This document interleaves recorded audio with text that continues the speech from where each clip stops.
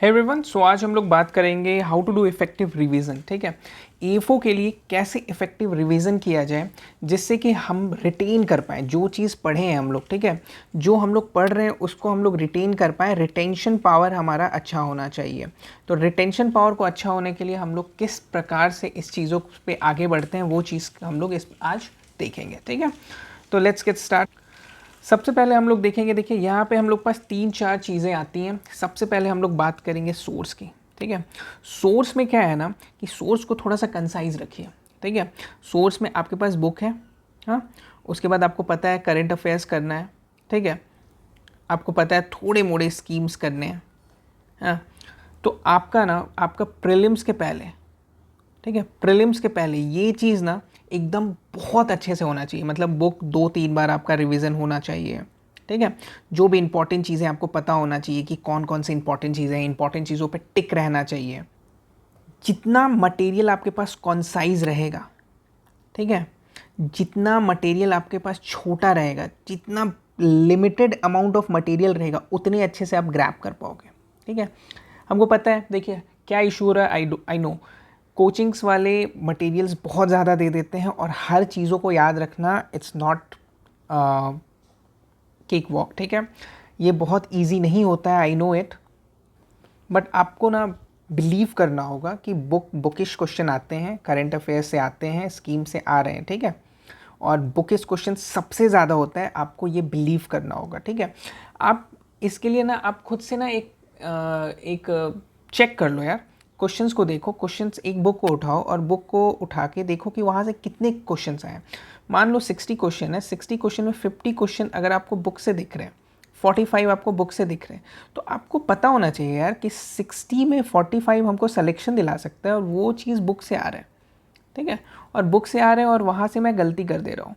मैं बुक की बात कर रहा हूँ, बुक दैट मीन्स कि बुक प्लस TNAU में ऐड कर दे रहा हूँ उसको। ठीक है, बुक और TNAU ऐड कर दे रहा हूँ क्योंकि ये सबके पास उपलब्ध है। ठीक है, बुक और TNAU को उठा के आप देखोगे डेफिनेटली 45 क्वेश्चंस वहीं से आते हैं। तो आपके पास जब कॉन्साइज मटेरियल है तो आप चीज़ों को लिमिटेड रखो ना यार, बहुत ज़्यादा इधर उधर जाने की क्या ज़रूरत है। थोड़ा सा लिमिटेड रखो मटेरियल को।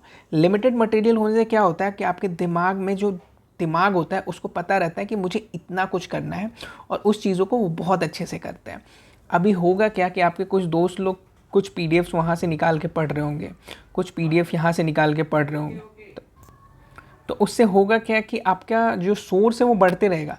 एक तरफ आपको लगेगा कि मैं सोर्स ज़्यादा कर रहा हूँ तो उससे क्वेश्चंस बहुत ज़्यादा सॉल्व हो भी सकते हैं। लास्टली आपको क्या होगा कि एक क्वेश्चन उस सोर्स से आ भी जाएगा, आप बहुत खुश होगे, पर उसके एवज में आप जो सिली मिस्टेक करोगे, जो बुक से क्वेश्चंस आया रहेगा, उसका जो सिली मिस्टेक करोगे उसका कंपेंसेशन नहीं होने वाला। इसीलिए मैं बोल रहा हूँ आपको, अगर आपको और दूसरे सोर्सेज पे जाना है, यू हैव टाइम यार। प्रीलिम्स जब हो जाएगा, हाँ, उसके पहले आप ये चीज़ को एकदम कंठस्थ कंप्लीट कर लो। उसके बाद आप इधर पे आना, थोड़ा मोड़ा देखना, थोड़ा मोड़ा। ठीक है, मतलब 90% आपका कंसंट्रेशन रहेगा जो चीज़ आप पढ़े हो और 10% कंसंट्रेशन रहेगा उन चीज़ों पे जो नया है। ठीक है, थोड़ा मोड़ा जो भी चीज़ें आपको नया दिख रहा है वो चीज़ आप देख लिए। ठीक है, तो ये स्ट्रैटेजी रहना चाहिए मेरे हिसाब से। सोर्स जो है आपका कंसाइज रहना चाहिए। नेक्स्ट हम लोग बात करेंगे मॉक्स के बारे में। देखो, मॉक कौन सा लें, सबको बहुत इशू है। ठीक है, मैं बता दे रहा हूँ, मॉक क्या है, मार्केटिंग गिमिक है और कुछ नहीं है। ठीक है, मार्केटिंग गिमिक है मॉक और कुछ नहीं है। मॉक में सारे कोचिंग इंस्टीट्यूट एक ही काम करते हैं कि कौन सा मैं अलग सा क्वेश्चन दे दूँ जिससे बच्चे अट्रैक्ट हो जाएं और बच्चे वो मॉक ले लें। ठीक है, एक्चुअल में मॉक क्या होना चाहिए ना कि मॉक बेसिकली आपको रिवाइज करवाना चाहिए बस। जो मॉक आपको ऐसा लगे कि रिवीजन करवाए। कुछ मॉक्स मैंने देखा है ऐसे फालतू फालतू क्वेश्चंस रहते हैं, इतने टफ क्वेश्चंस रहते हैं। ठीक है, इतनी ज़्यादा टफ क्वेश्चन रहते हैं कि लोग परेशान हो जाते हैं कि यार मेरा तो मार्क्स ही नहीं आ रहा है, अब तो मेरा मेंस होगा ही नहीं। और जब आप मेंस में जाओगे तो आप उससे दुगना सही करके आओगे। ठीक है, तो मॉक्स का मतलब होता है रिवीजन, क्योंकि मुझे भी और आपको किसी को नहीं पता कि IBPS FO कहाँ से क्वेश्चन उठाएगा। पर एक्चुअल में क्या होना चाहिए कि अगर मैं मॉक्स दे रहा हूँ ना, तो मेरा बुकिश रिवीजन जो है, जो बेसिक चीज़ें वो नहीं छूटनी चाहिए, उसका रिवीजन होना चाहिए। वैसे मॉक्स अभी आपको कहीं दिखेंगे ही नहीं, कोई देगा ही नहीं वैसा। ठीक है। क्योंकि बच्चों में दिक्कत क्या होता है ना, स्टूडेंट्स में होता क्या है कि अगर मॉक्स बहुत इजी आ रहा है तो आपको लगेगा ये बहुत ख़राब मॉक है, ये अच्छा मॉक नहीं है। मॉक अगर टफ आ रहा है तो हाँ यार ये कहाँ से क्वेश्चन आ रहा है, और उसके बाद उस सोर्स को पीछा करते करते आप कहीं और चल जाते हो, कोई और चीज़ पढ़ने लगते हो। ठीक है, ये बेसिक है, सबके साथ होता है। ठीक है, मगर इस चीज़ ये भटकाव से आपको बचना है और आपको सोर्स कॉन्साइज रखना है, जैसे हम लोगों ने अभी बात किया। तो मॉक का क्या है कि कोई भी बेसिक मॉक उठा लो, ठीक है, आप एक बार देख लो। मॉक की उतनी ज़रूरत भी नहीं है, पर या अगर आपको रिवीजन के लिए मॉक चाहिए तो इट्स गुड, कोई उठा लो जिसमें 20-30 मॉक रहे और उसको आप आराम से देते रहो। पर रिलाई कभी मत करना, डोंट रिलाई, डोंट ट्रस्ट।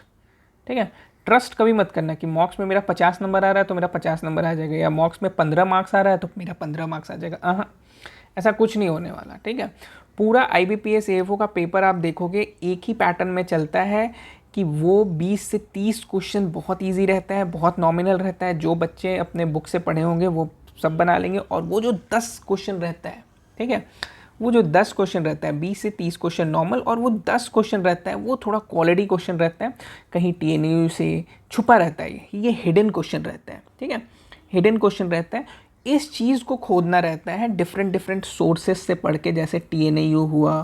ठीक है, देखा कि कौन सा वेराइटीज़ उसमें नहीं है, बुकिश में नहीं है, कौन सा TNU में वेराइटीज़ है, वैसे वैसे चीज़ें को खोज के आपको पढ़ना है। ये हिडन क्वेश्चंस को आपको निकालना है, ये हिडन जेम ही आपको सिलेक्शन दिलाता है। ठीक है, नेक्स्ट रिवीजन। रिवीजन में क्या है, रिवीजन तो साइंटिफिकली आपको सभी को पता होगा कि कोई भी चीज़ को हमको 10 दिन के अंदर रिवाइज कर लेना चाहिए। ठीक है, ऊपर से ये एग्रीकल्चर जो ऐसा चीज़ है कि हर चीज़ फैक्ट बेस्ड है। ठीक है, हर चीज़ को आपको याद करना है, रिटेन करना है, याद करना है। तो हमें रिवीजन कैसे करना चाहिए, हमें रिवीजन एक चीज़ को लिख लो कि भाई हमारे पास 15 सब्जेक्ट्स हैं। ठीक है, 15 सब्जेक्ट्स हैं और 15 सब्जेक्ट्स का लास्ट रिवीजन कब किया वहाँ पे डेट लिख दिया करो, और वो हर 10-10 दिन में रिन्यू किया करो। वहाँ पे टिक करने का, ऐसे ऐसे करके टिक करने का ऑप्शन ले आओ। ठीक है, और हर 10-10 दिन में वहाँ पे टिक होना चाहिए कि हाँ भाई ये रिवीजन हो गया, ये रिवीजन हो गया। अगर रिवीजन टिक नहीं हुआ है तो पूरा ध्यान में रखना है कि भाई इसका तो 20 दिन हो गया, ये तो रिवीजन नहीं हुआ, उसमें फिर से रिवीजन करने हो, बहुत इफेक्टिव होगा। ठीक है, ऐसे करके मतलब एक प्लानर बना लो। ठीक है, एक प्लानर बना लो और वो हर 10-10 दिन में, हर 10-10 डेज़ में आपको वहाँ पे टिक होना चाहिए। डिफरेंट सब्जेक्ट्स का नाम लिख लो, एनिमल हस्बेंड्री, सॉइल साइंस। ठीक है, और यहाँ पे हर सब टिक होना चाहिए। ठीक है, ऐसे करके प्लानिंग करो। इससे क्या होगा ना, आपके दिमाग में प्रेशर बनेगा कि यार ये वाला टिक तो नहीं हुआ है, ठीक है, तो ये टिक करना है मुझे, तो इसके लिए मुझे बहुत ज़्यादा जल्दी पढ़ के यहाँ तक पहुँचना होगा। ठीक है, तो ये एक इफ़ेक्टिव वे होता है एक काइंड ऑफ रिविज़न करने का। हाँ, नेक्स्ट हम लोग बात करेंगे क्लिक एंड कम। ठीक है, ये टेक्निक मुझे बहुत पसंद है। आई डोंट नो आपको पसंद आएगा कि नहीं, पर मैं एक बार बता देता हूँ। मे बी आप वर्क करो इस पे, आपको अच्छा लगे तो मुझे ज़रूर बताना कि यार तुम्हारा जो टेक्निक था वो बहुत अच्छा लगा मुझे। इसमें क्या होता है ना कि जो भी इंपॉर्टेंट चीज़ है, जैसे बुक में आपको जो भी लगे कि इंपॉर्टेंट है और वो मुझे थोड़ा सा हेजी लग रहा है कि मैं पढ़ रहा हूँ मगर यार रिटेन नहीं हो रहा है, याद नहीं हो रहा है, पर इंपॉर्टेंट लग रहा है। ठीक है, तो उसको क्या करो ना कि फ़ोटो क्लिक कर लो उसका। ठीक है, तो आपके फ़ोटो क्लिक करके एक फ़ोल्डर बना लो। ठीक है, मोबाइल में। हाँ, और फ़ोटो क्लिक करके उसको रखे रहो।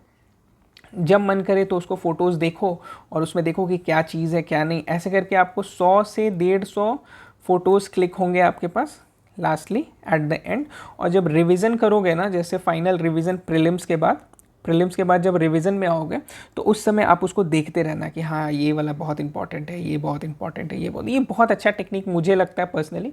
आप लोगों को कैसा लगेगा आप बताना कि अच्छा लगेगा कि नहीं लगेगा। जो भी हो आप एक बार कोशिश करना। मे बी सिली लगे बहुत लोगों को, पर मुझे बहुत सही लगता था। ठीक है, तो ये पूरी रिविज़न करने का और रिटेन करने का तरीका है। सबसे इम्पॉर्टेंट चीज़ें हैं, सोर्सेज को लिमिटेड रखिए। ठीक है, और इफ़ेक्टिव रिवीजन कीजिए। ठीक है, ये चीज़ आपको सिलेक्शन दिलवाएगा। मैं बता रहा हूँ आपको, आप सोर्सेज को लिमिटेड रख के अगर इफ़ेक्टिव रिवीजन कीजिएगा 5 मार्क्स आप बोनस में पाओगे। ठीक है, ये क्या होता है ना कि हम बता रहे हैं, जो भी एग्ज़ाम देते हैं लोग, वो जब सेंटर से बाहर निकलेंगे वो यही बोलेंगे कि 5 क्वेश्चन तो मेरा बहुत सिली मिस्टेक हो गया, 8 क्वेश्चन तो मेरा बहुत सिली मिस्टेक हो गया। ठीक है, ये 90% बच्चों के साथ होता है। तो आप क्या करो ना, 10% क्लब में घुसो। ठीक है, 10+ क्लब में आओ। ये जो 5 क्वेश्चन जो आपका गलत हो रहा है, सोर्सेज लिमिटेड और रिवीजन करके आप ये 5 नंबर बचाओ, 5 क्वेश्चन बचाओ और 10% क्लब में आओ। ठीक है, 10% क्लब में आने का यही तरीका है। ठीक है, ओके, चलो, थैंक यू, बाय बाय।